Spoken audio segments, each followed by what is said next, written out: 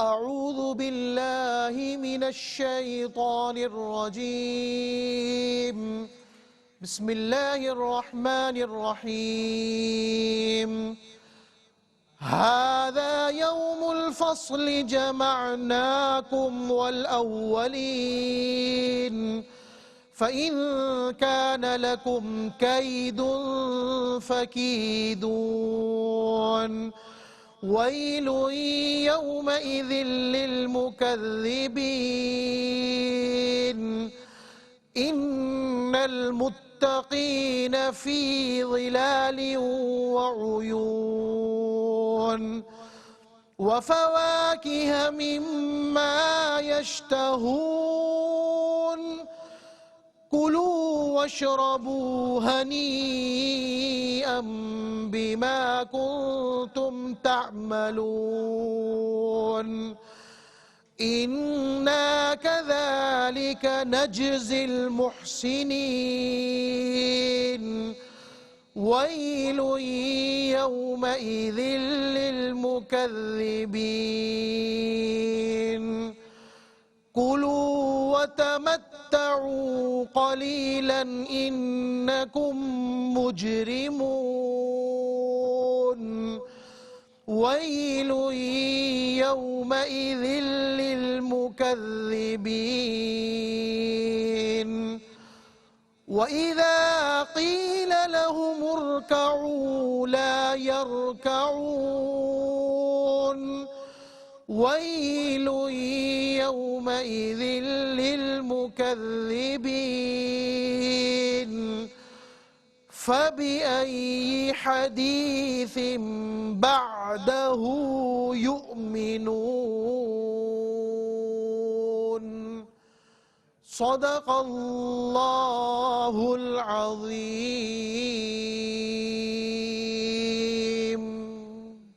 الحمد لله رب العالمين والصلاة والسلام على سيد الأنبياء والمرسلين أما بعد أعوذ بالله من الشيطان الرجيم بسم الله الرحمن الرحيم هذا يوم الفصل جمعناكم والأولين فإن كان لكم كيد فكيدون ويل يومئذ للمكذبين صدق الله العظيم اللهم صل على محمد وعلى آل محمد وبارك وسلم رب اشرح لي صدري ويسر لي أمري واحلل عقدة من لساني يفقهوا قولي واجعل لي وزيرا من أهلي آمين یا رب العالمین۔ ناظرین کرام السلام علیکم ورحمۃ اللہ وبرکاتہ۔ پروگرام بصیرت القرآن میں آپ کو خوش آمدید کہتے ہیں۔ الحمدللہ آج پروگرام نمبر 1075 آپ کی خدمت میں پیش کر رہے ہیں۔ انشاءاللہ آج ہم سورۃ المرسلات کی آخری آیات کا مطالعہ کریں گے۔ سورہ مرسلات آیات 38 سے 50 کا، انہی آیات کی تلاوت کے ذریعے حسب معمول قاری سلمان صاحب نے پروگرام کا باقاعدہ آغاز فرما دیا ہے، اور ہمیشہ کی طرح آج بھی ہمارے ساتھ ہمارے نوجوان ساتھی اسٹوڈیوز میں موجود ہیں۔ آئیے انہیں خوش آمدید کہتے ہیں، پروگرام میں شریک کرتے ہیں۔ السلام علیکم ورحمۃ اللہ وبرکاتہ۔ وعلیکم السلام ورحمۃ اللہ وبرکاتہ۔ خیریت سے بیٹا آپ لوگ؟ تعلیمی ادارے بند ہو گئے لیکن پڑھائی کا سلسلہ تو جاری ہے نا، اور یہ سب سے بڑی پڑھائی ہے نا جی، سب سے بڑی پڑھائی تو اللہ کے کلام کی پڑھائی، اللہ کے پیارے حبیب علیہ السلام کی تعلیمات کی پڑھائی۔ اللہ تعالیٰ پورے عالم کو اس کرونا کی وبا سے محفوظ رکھے، جو لوگ بیمار اللہ تعالیٰ ان کو شفائے کاملہ عاجلہ عطا فرمائے۔ اللہ تعالیٰ ہمیں اپنی طرف یعنی اللہ کی طرف رجوع کی توفیق عطا فرمائے، اور اللہ ہم سب کو ہر فتنے سے، شر سے، آفت سے، بیماری سے، مصیبت سے محفوظ رکھے۔ اللہ سب کے لیے عافیت اور آسانی کا معاملہ فرمائے۔ ناظرین کرام، سب سے پہلے ہم سب کی ترغیب تشویق یاد دہانی کے لیے نبی اکرم صلی اللہ علیہ وآلہ وسلم کا ایک مبارک فرمان پیش خدمت ہے۔ آئیے قرآن سیکھیں۔ فرمان نبوی صلی اللہ علیہ وآلہ وسلم، جس نے قرآن کریم کے مطابق فیصلہ کیا اس نے عدل کیا، یہ جامع ترمذی شریف کی روایت ہے۔ قرآن اللہ تعالیٰ کا کلام، اللہ العادل اس کا صفاتی نام۔ اب جو اللہ کے کلام کے مطابق فیصلے کرے تو اس کا فیصلہ بھی عدل والا ہوگا۔ نبی اکرم صلی اللہ علیہ وسلم ارشاد فرما رہے ہیں۔ غور کرنا چاہیے کہ آج ہمارے گھروں میں ہونے والے فیصلے قرآن کریم کی تعلیم کے مطابق ہیں، ہمارے اداروں میں فیصلے قرآن کریم کی تعلیم کے مطابق ہیں، ہماری عدالتوں میں فیصلے کیا قرآن حکیم کی تعلیم کے مطابق ہے؟ بہت بڑا سوالیہ نشان ہے۔ اللہ کے پیغمبر علیہ السلام فرمانے، جس نے قرآن کریم کے مطابق فیصلہ کیا اس نے عدل کیا۔ بات کو آگے بڑھاتے ہیں اور آج کی زیر مطالعہ آیات کا مفہوم و ترجمہ سمجھتے ہیں۔ سورہ مرسلات کی آخری آیات نمبر 38 سے 50 کا مفہوم اور ترجمہ۔ یہ فیصلے کا دن ہے کہ ہم نے جمع کر دیا تمہیں اور پہلوں کو، بس اگر تمہارے پاس کوئی چال ہے تو چال چلو میرے خلاف۔ ہلاکت ہے اس دن جھٹلانے والوں کے لیے۔ بے شک متقین اس دن سایوں اور چشموں میں ہوں گے اور ان پھلوں میں ہوں گے جنہیں وہ پسند کریں گے. کہا جائے گا کھاؤ اور پیو مزے لے کر اس کے بدلے میں جو تم کیا کرتے تھے. بے شک اسی طرح ہم بدلہ دیتے ہیں نیکی کرنے والوں کو. ہلاکت ہے اس دن جھٹلانے والوں کے لیے. اے جھٹلانے والو کھا لو اور فائدہ اٹھا لو تھوڑا سا، بے شک تم مجرم ہو. ہلاکت ہے اس دن جھٹلانے والوں کے لیے. اور جب کہا جاتا ہے ان سے رب کے سامنے جھک جاؤ تو وہ نہیں جھکتے. ہلاکت ہے اس دن جھٹلانے والوں کے لیے. تو اس کے بعد وہ کس بات پر ایمان لائیں گے؟ ناظرین کرام یہ ترجمہ ہوا سورہ مرسلات کی آیات 38 سے 50 کا. اس کے بعد چلتے ہیں ربط آیات کی طرف، یعنی گزشتہ آیات اور آج کی غیر مطلعات کا باہمی تعلق. بالکل صحیح، ٹھیک ہے. اس پر ہم سب کا اتفاق ہو گیا کہ یہ تشریح آپ لوگوں کو کرنا آ گئی. پہلا نقطہ ربط آیات کے حوالے سے ہے، سابقہ آیت میں مجرمین کو کوئی عذر پیش کرنے کی اجازت نہ دیے جانے کا ذکر تھا، یعنی کوئی بہانہ پیش نہیں کر سکے، کوئی لیم ایکسکیوز چل نہیں سکے گا. اگلا نقطہ ہے اب فیصلے کے دن لوگوں کو جمع کیے جانے کا بیان ہے، اور فیصلے کا دن کون سا؟ قیامت کا دن. ٹھیک. اس کے بعد چلتے ہیں تعارف کی طرف، جو باتیں تفصیل سے بیان کرتے تشریح میں ان کا ٹھیک خاکے یا آؤٹ لائن کے حوالے سے 3 باتیں آج بھی ہیں. تعارف کے دل میں پہلی بات، فیصلے کے دن یعنی روز قیامت سب لوگ حاضر کر دیے جائیں گے، ہر ایک نے پیش ہونا ہے.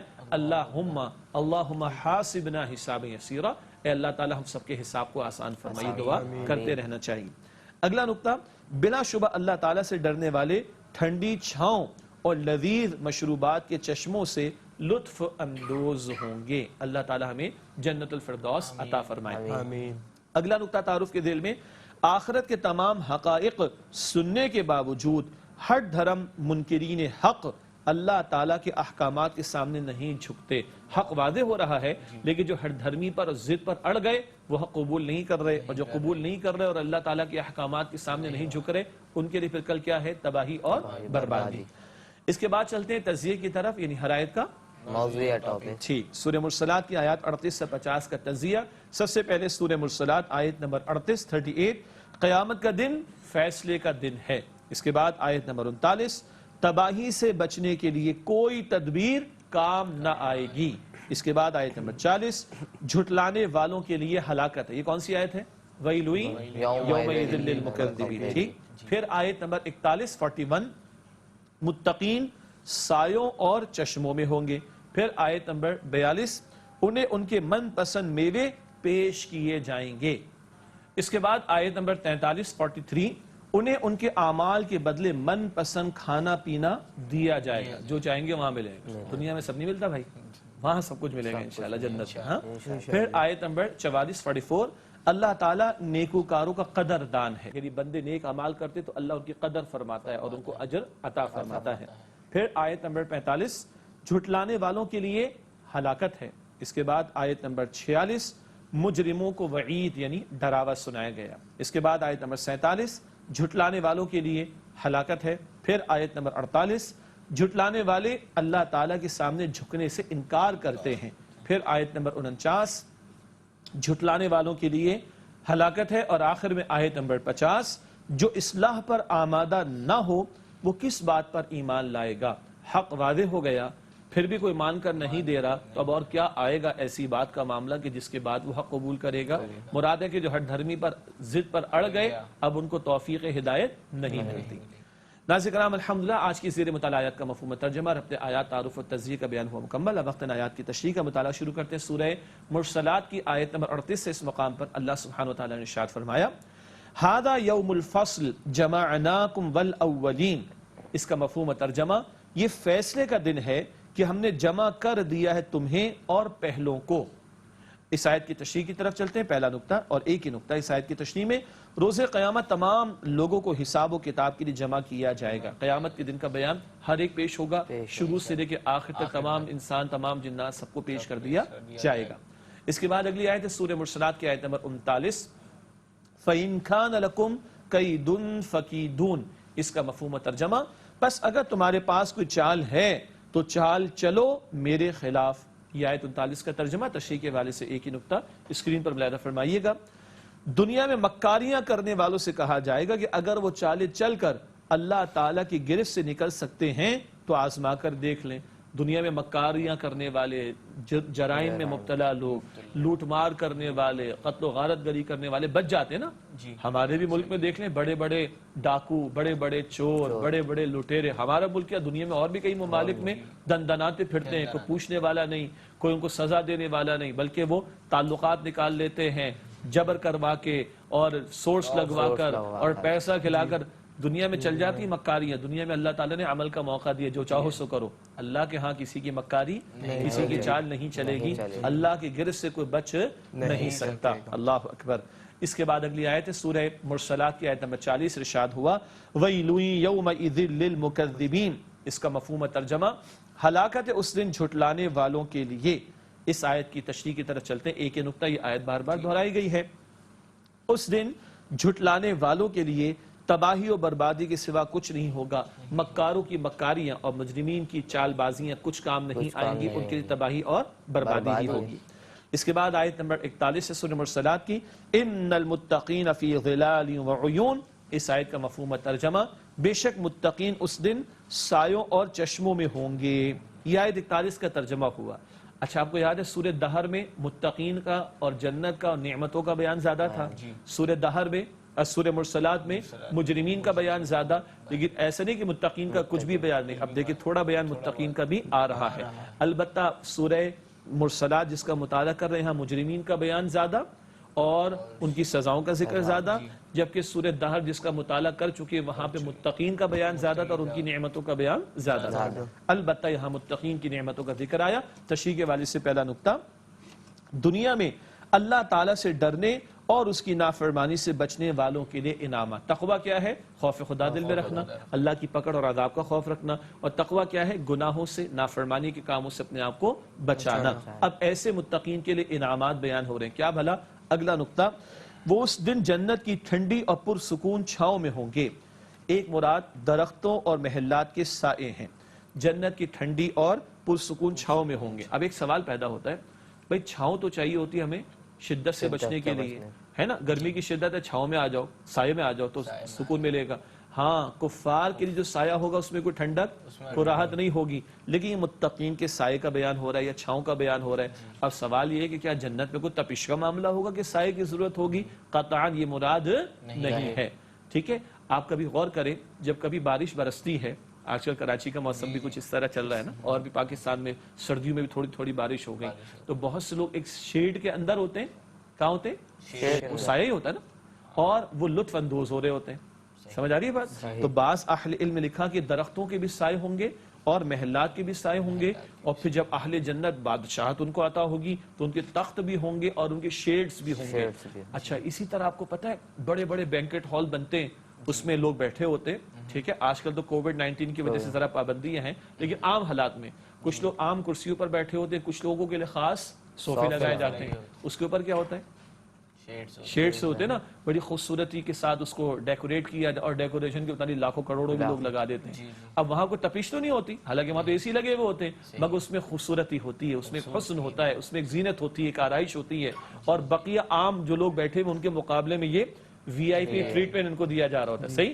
تو سایہ فقط تپش سے بچنے کے لیے نہیں ہوتا، بلکہ سایہ خوبصورتی کے لیے بھی، زینت کے لیے بھی، ڈیکوریشن کے لیے بھی، اور وی آئی پی ٹریٹمنٹ کے لیے بھی دیا جاتا ہے۔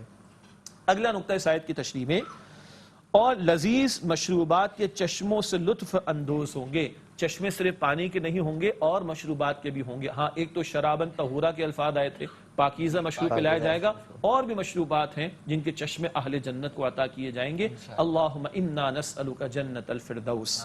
تو یہ ہوا چشموں کا بیان جو مختلف مشروبات کے اہل جنت کو عطا کیے جائیں گے۔ اللہ تعالیٰ ہم سب کو عطا فرمائے۔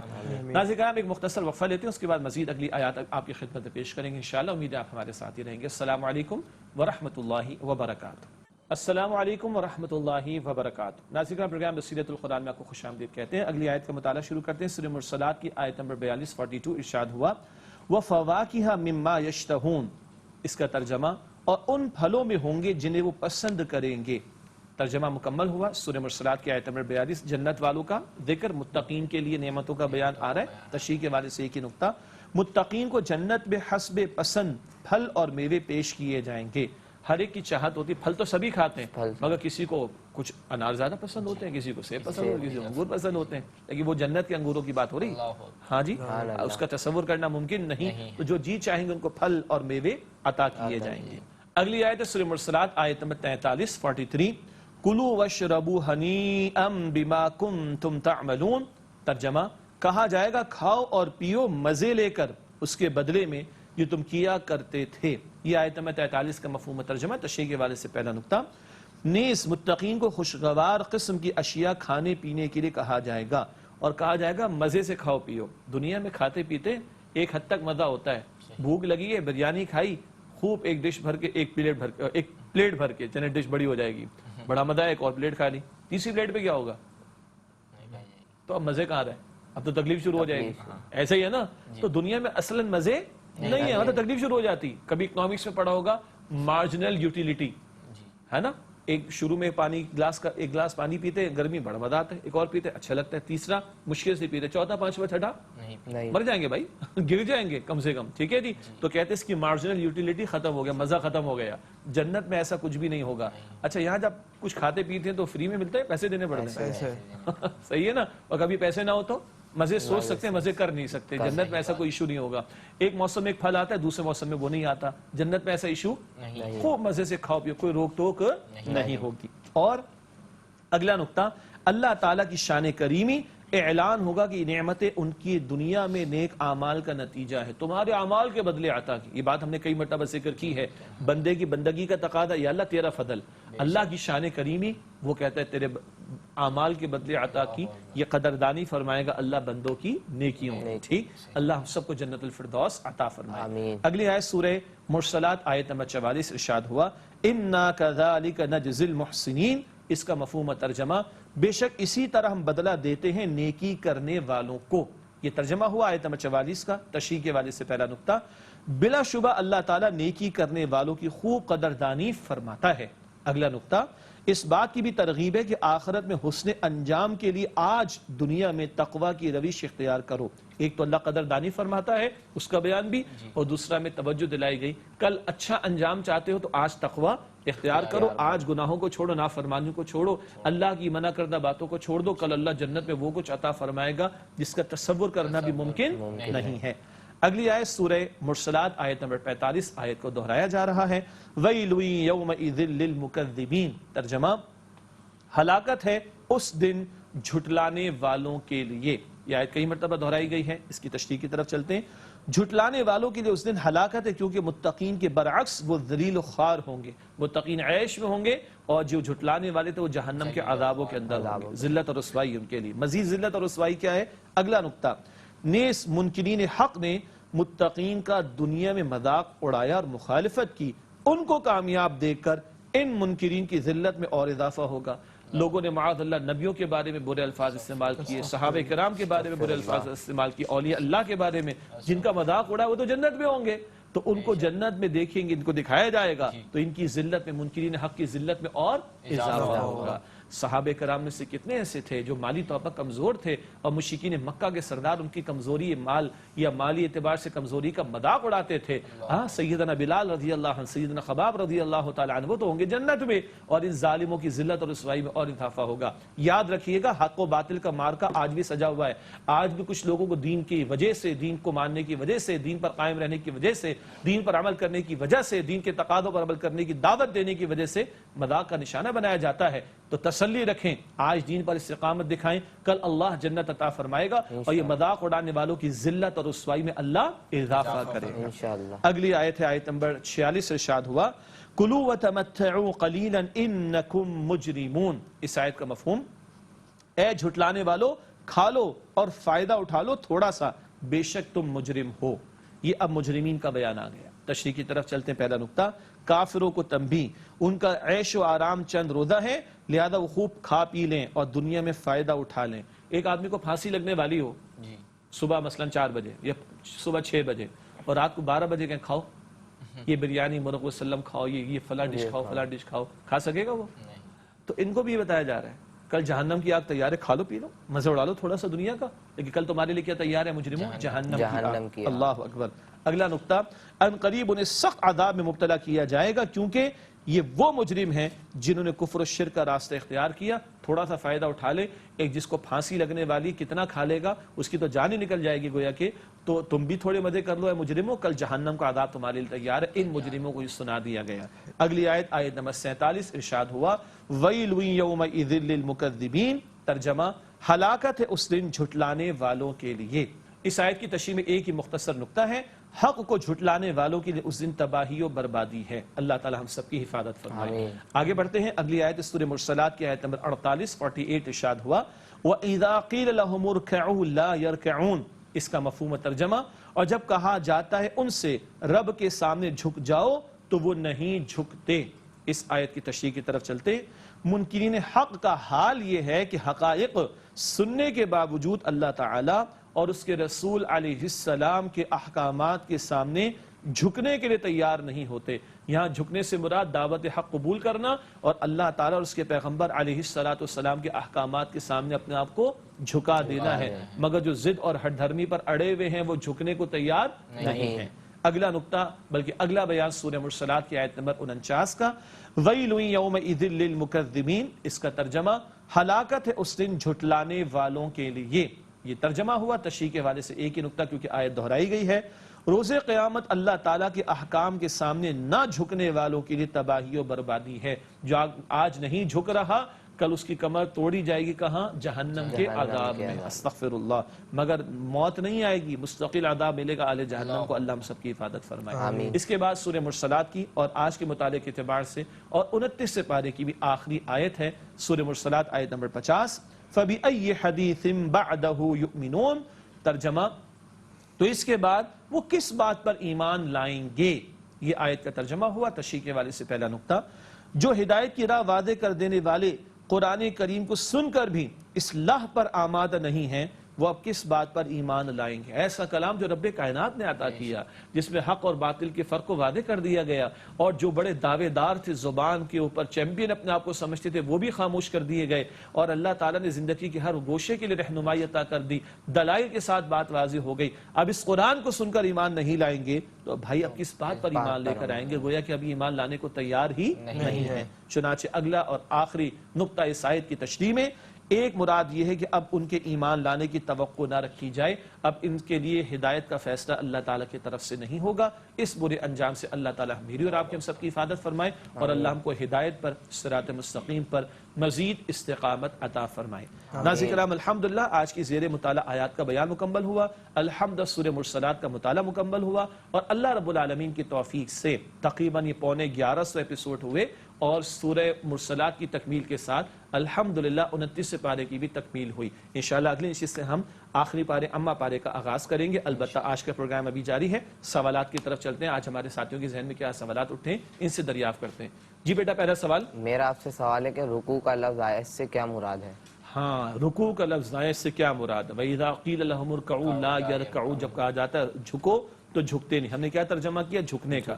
جب رکوع کا لفظ عام طور پر ہم استعمال کرتے تو وہ اصطلاحی طور پر نماز کا رکوع، نماز میں سجدہ، نماز میں رکوع، نماز میں قیام، ٹھیک ہے۔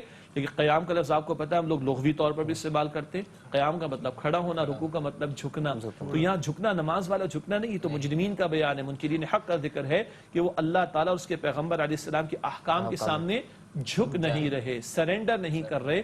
اس رکوع کا ترجمہ، یعنی اس مقام پر رکوع کا لغوی مفہوم بیان ہو رہا ہے جھکنے کے حوالے سے۔ کلیئر ہے؟ جی بیٹا، آپ کا سوال۔ میرا آپ سے سوال ہے کہ جنت کا ذوق و شوق کیسے پیدا کریں؟ ماشاءاللہ، بڑا زبردست سوال ہے۔ ناظرین کرام، آپ نے سوال سنا، کتنا پیارا سوال ہے۔ ہمارے تو پوچھتے جی میں فلاں فیلڈ کا ذوق و شوق کیسے پیدا کروں، یہ ایک میرے اندر ارج ہے۔ میں گیمز کے نام نہیں لے رہا آپ کے سامنے، ہاں، کہاں سے ملے گا، کہاں سے ڈاؤن لوڈ ہوگا، کہاں سے لنک ملے گا، اور اسکور زیادہ بڑھانے کے لیے مجھے کیا کرنا پڑے گا۔ مجھے بڑا شوق ہے جی، ایسی انویسٹمنٹ ہو گیا بس مزہ آ جائے، مجھے بڑا شوق ہے، بس اس سے آگے میں آپ کے سامنے بیان نہیں کر سکتا۔ ہمارے ان ساتھی نے کیا سوال کیا کہ جنت کا ذوق و شوق کیسے پیدا کیا جائے۔ ہمارا یقین ہے جنت کے بارے میں، پہلے تو کوشچن یہ ہے، بہرحال جواب یہ ہے کہ اللہ کے کلام کو ترجمے کے ساتھ مستقل پڑھتے چلے جائیں، قرآن میں 2/3 حصہ مکی صورتوں پر مشتمل ہے، اور مکی صورتوں میں ایک بڑا بیان جنت اور جہنم دونوں کے بیان پر مشتمل ہے۔ سورہ دہر میں لطف آیا تھا نا، پورا بیان ہی جنت کے بارے میں تھا، اور ابھی بھی تھوڑا سا بیان ذکر میں آیا۔ تو نمبر 1 قرآن کریم کو ترجمے کے ساتھ مستقل پڑھنا، طلب و تڑپ کے ساتھ۔ نمبر 2 نبی اکرم صلی اللہ علیہ وسلم نے احادیث مبارکہ میں جنت کے خوبصورت نظارے ہمارے سامنے رکھے، اور ناظرین کرام سچی بات ہے کہ ہمارے بیان میں بات نہیں آتی، ہمیں تو جھجک آتی ہے کہ جنت کے مشروبات کا ذکر کریں، ہمیں تو معاف کیجئے گا جھجک آتی ہے کہ جنت کی حوروں کا ذکر کریں، ہمیں تو جھجک آتی ہے کہ جنت کے لباس کا ذکر کریں، ہمیں تو جھجک ہیزیٹیشن ہوتی ہے، ہاں ہم ریلکٹنٹ ہوتے ہیں کہ ہم جنت کے زیورات کا ذکر کریں، ماں کے تخت کا ذکر کریں، ماں کی بادشاہت کا ذکر کریں۔ عجیب بات ہے، مسلمان ہو کر بھی ریلکٹنٹ ہے جنت کے بارے میں گفتگو کے حوالے سے، تو اپنے ایمان کا کوسچن مارک بنا کر جائزہ لینے کی ضرورت ہے۔ تو بیٹا پہلی بات اللہ کا کلام ترجمے کے ساتھ سمجھ کر پڑھنا، دوسری بات اللہ کے پیارے نبی علیہ السلام نے جو ذکر فرمایا جنت کا، اس کے نظاروں کا، اس کا ذکر۔ نمبر 3 اللہ کے نبی علیہ السلام کے اپنے پیارے واقعات، اور اللہ کے نبی علیہ السلام کے پیارے صحابہ کرام کے واقعات جس میں جنت کا ذکر آتا ہے، شوق اور ذوق کا بیان آتا ہے، ان کا بھی مطالعہ کریں گے تو جنت کا ذوق و شوق ہمارے اندر بڑھے گا انشاءاللہ تعالی۔ جی بیٹا آپ کا سوال۔ میرا آپ سے سوال ہے کہ ایک ہی آیت کو 10 مرتبہ دہرایا گیا ہے، تو اس کے بارے میں ہمارے لیے کیا ہدایت ہے؟ بہت پیارا سوال ہے۔ اللہ تعالیٰ نے کچھ آیات کو دہرایا، 31 مرتبہ فَبِأَيِّ آلَاءِ رَبِّكُمَا تُكَذِّبَانِ، وہاں نعمتوں پر غور و فکر کی دعوت، یہاں 10 مرتبہ وَيْلٌ يَوْمَئِذٍ لِّلْمُكَذِّبِينَ، مگر ہر دفعہ آپ نے دیکھا کبھی ناشکری کی روش کے بیان کے بعد یہ آیت آ رہی ہے، کبھی حق بیان ہو گیا مان کر نہیں دے رہے تب یہ آیت آ رہی ہے، کبھی جہنم کے عذاب کی شدت کا ذکر آ رہا ہے، کبھی وہ بول نہیں سکیں گے، بہانے پیش نہیں کر سکیں گے، اس کے بعد یہ آیت آ رہی ہے۔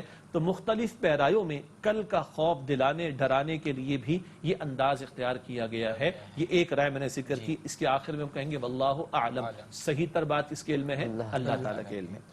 ناظرین کرام الحمدللہ سوالات اور ان کے جوابات آپ کی خدمت میں پیش کیے گئے۔ پروگرام کے آخری لمحات میں آخری مختصر سیگمنٹس کو شامل کرتے ہیں۔ سب سے پہلے قرآنی معلومات کا نقطہ 27 پارے کی مکی صورتوں کے حوالے سے مضامین آپ کی خدمت میں پیش کر رہے ہیں۔ سورۃ القمر میں توحید، رسالت، آخرت اور نافرمان اقوام کی تباہی کا ذکر کیا گیا۔ سورہ قمر میں ایک آیت 4 مرتبہ آئی، مشہور ہے، آپ سب کو ہم سب کو یاد ہے، وَلَقَدْ يَسَّرْنَا الْقُرْآنَ لِلذِّكْرِ فَهَلْ مِن مُدَّكِرٍ، اس کا ذکر بھی ہے، اور توحید، رسالت اور آخرت اور گزشتہ اقوام جو نافرمان تھی ان کی تباہی کا بیان بھی سورہ قمر میں آیا ہے۔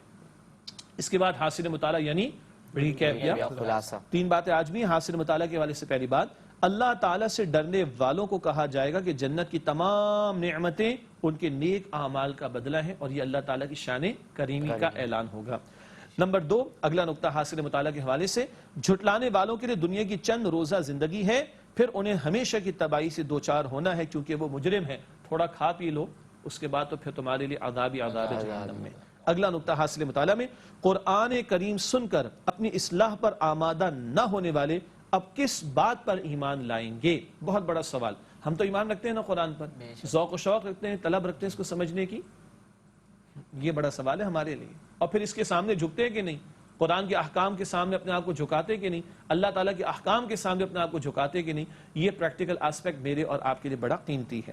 اس کے بعد چلتے ہیں جائزے کی طرف، یعنی اپنا ہم جائزہ لیں، سیلف اسسمنٹ کریں، کہاں کھڑے میں بھی اور آپ بھی، ہم سب سوچیں۔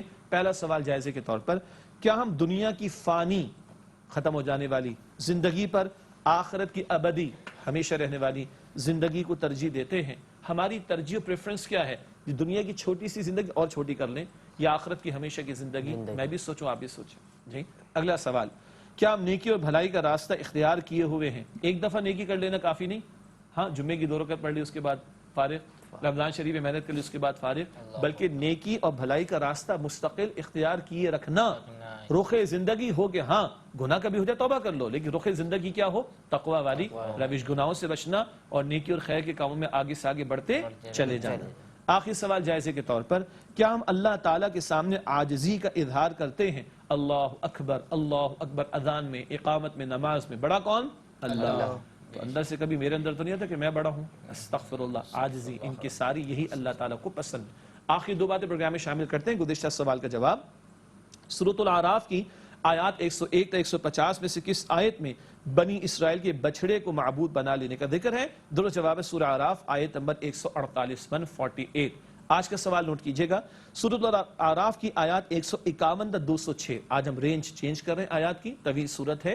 سورۃ الاعراف کی آیات 151 151 تا 206 میں سے کس آیت میں حضرت موسیٰ علیہ السلام کی اپنے اور اپنے بھائی کے لیے دعا کا ذکر ہے۔ سورہ اعراف آیات 151 206 میں سے کس آیت میں حضرت موسیٰ علیہ السلام کی اپنے اور اپنے بھائی کے لیے دعا کا ذکر ہے؟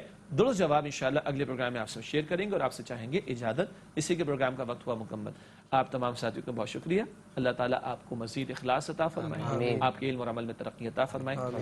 ناظرین کرام، ہم سب کو، ہماری پوری ٹیم کو، ہمارے قاری صاحب کو، تمام تعاون کرنے والوں کو، تمام مسلمانوں کو اپنی دعاؤں میں یاد رکھیے۔ اللہ ہم سب کو جہنم کے عذاب سے بچا، اے اللہ ہم سب کو جنت الفردوس عطا فرما، آمین یا رب العالمین۔ وآخر دعوانا ان الحمد للہ رب العالمین، والسلام علیکم ورحمۃ اللہ وبرکاتہ۔